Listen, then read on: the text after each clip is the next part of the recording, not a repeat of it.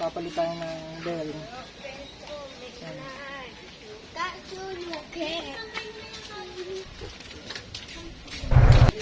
You got this shit knocking on.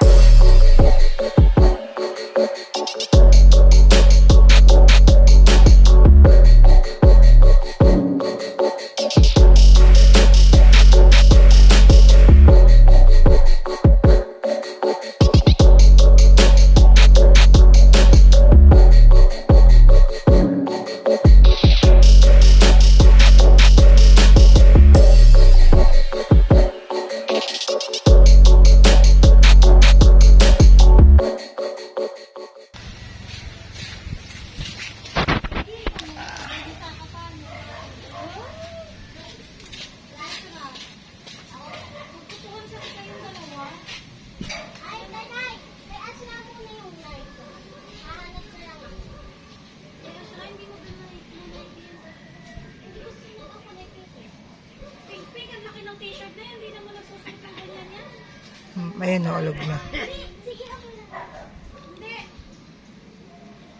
So, yung papalitan natin yan. Yan pantay, kaya ano.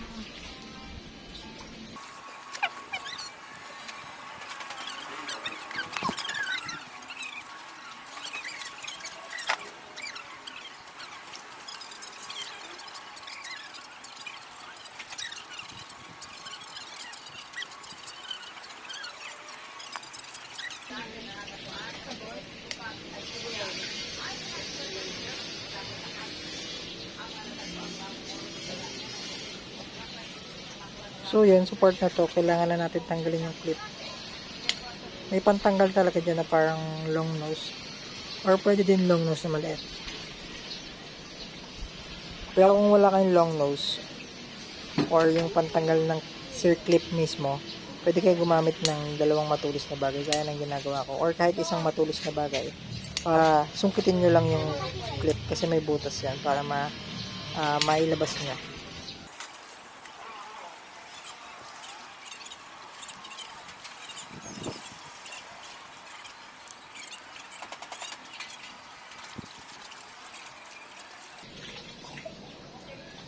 And ayun nga, sa part na to natanggal ko na siya.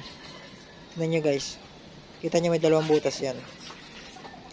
Yan yung siya papakapitin, yung pantanggal. So, since natanggalan natin yung clip, pwede na natin umpisahan yung pagtanggal ng bearing mismo. Kuha lang tayong kahoy para patungan ng mags para hindi siya magasgas or madamage habang pinupukpok natin para lumabas yung bearing.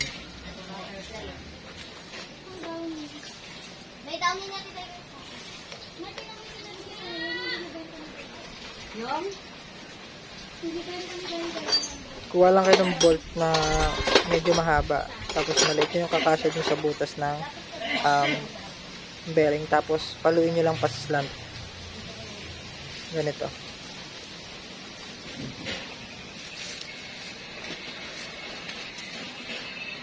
Yan, pag pinalo natin to, luluwa na yung bearing nyo sa kabilang side. Pero gradual lang yung pagpalo baka mamaya madamage naman yung mags.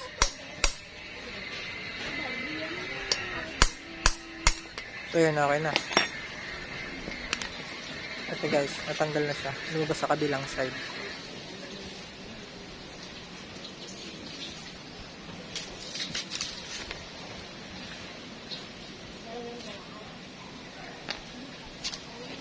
Ay, grabe. Sira na yan, maalog.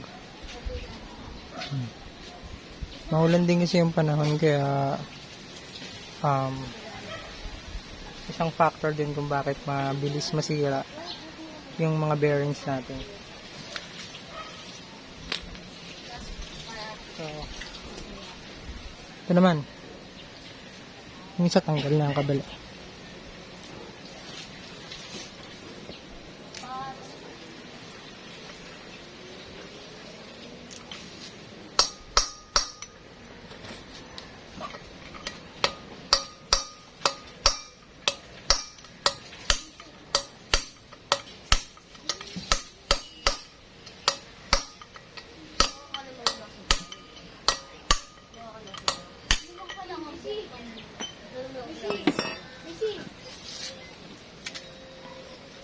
Ito yung isa.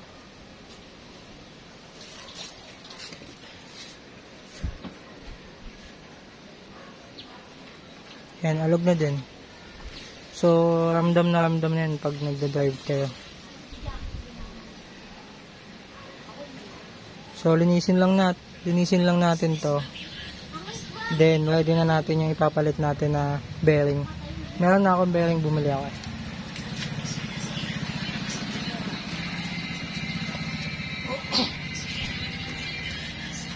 So, yun, ito yung nabili kong bearing, NSK. Sa bearing center, mas mura lang.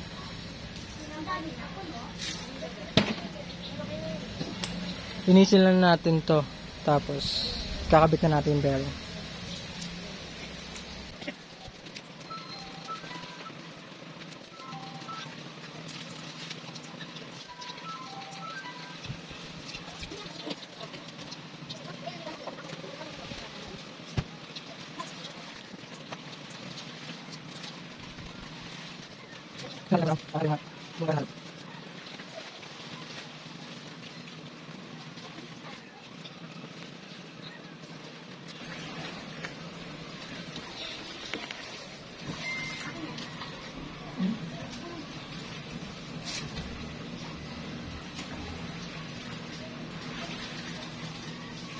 Tingnan nyo yung grasa natin. Kinakalawang. Kasi pumapasok yung tubig dyan. Siyempre tag-ulan. Kaya mabilis siya kalawangan.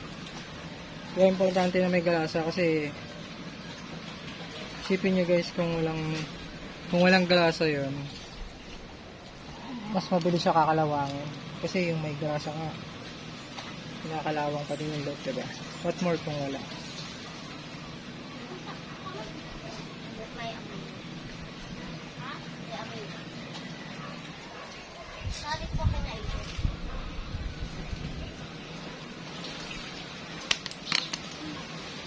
So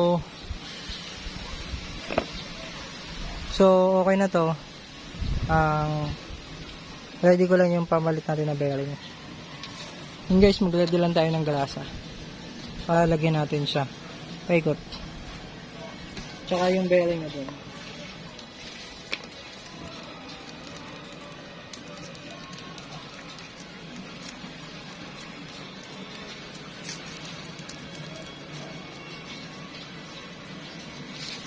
Ito, kita nyo, walang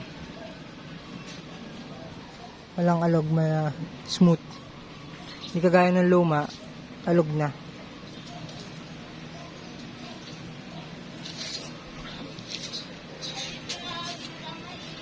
Kung yung ganito or any flat na bagay para ma-push nyo papasok yung bearing. Pero kung hindi naman kayo nagtitipid at may budget kayo, pwede nyo ipapress sa machine shop. Kasi ako na lang gumagawa niyan dahil kaya naman. Nagamitan ko lang ng flat na yun, ganito, para at least pantay yung pagpasok ng bearing sa loob.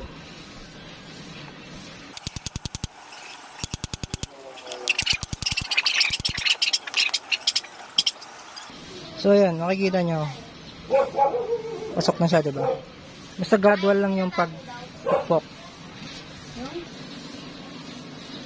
Tapos yun, para may pasok naman nyo siya sagad hanggang sa loob. Kuha lang kayo ng mga socket wrench. Or pwede naman yung luma yung bearing. Kasi medyo risky na papaluin nyo yung bearing sa gitna. Malaki chance na masisira siya kasi pwede siyang umalog, ganun. So, kailangan nyo kumuha ng ganito yung sakto sa sakop niya. Ayan o. Tapos pupukpukin nyo lang yung papasok.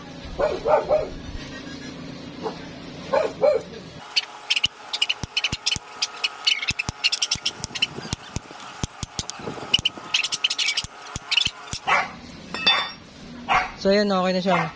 Habang pinupukpok niyo siya, makaramdaman niyo naman na sagad na siya sa loob. Parang solid na yung tunog or yung tama na yung bakal nung bearing sa mismong mugs. Tapos yun, ipak lang ulit natin ng grasa.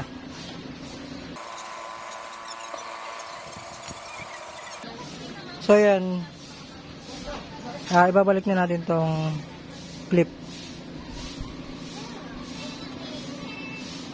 Gamit lang kayo ng matulis yan, no? Or ang ganito. Or para sungkitin yung may butas kasi yan.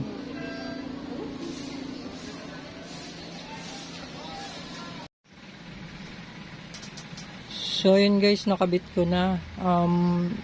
Medyo palpak lang kasi hindi pala nag-record kanina after nung pagkabit ko ng clip. So hope you like this video guys. Don't forget to follow and subscribe to my channel para sa mga makabuluhang content. Peace out.